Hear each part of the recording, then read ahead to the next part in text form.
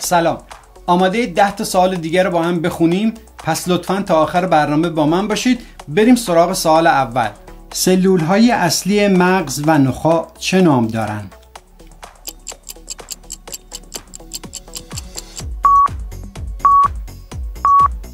نرون ها. چقدر بعد از پر کردن یا ترمیم دندان میتونیم مسواک بزنیم؟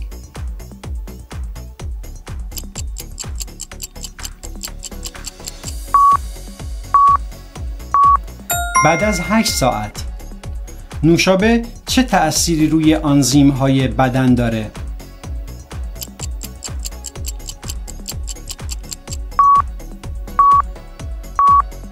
اونها رو رقیق میکنه. کدوم افراد بیشترین فولیکول های مو رو روی سرشون دارن؟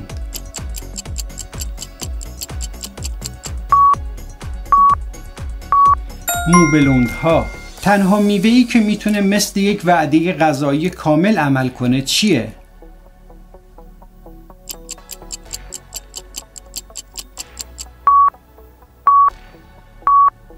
خرما. خوابی که در اون امواج مغز در پایین ترین فرکانس خودش قرار میگیره کدومه؟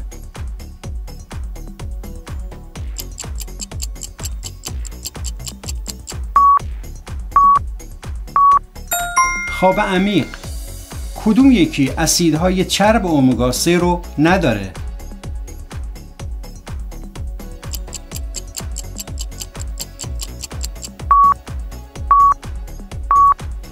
نون سفید. هر انسان چند کروموزوم توی سلول هاش داره؟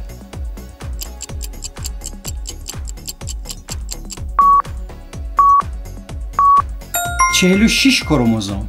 آب سرد چطوری به سلامت مو کمک میکنه؟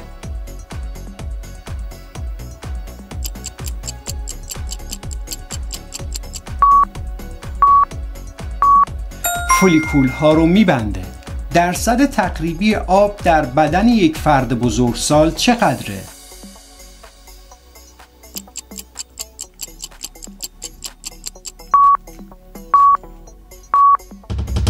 جواب سوال آخر رو لطفاً شما توی کامنت برام بنویسید.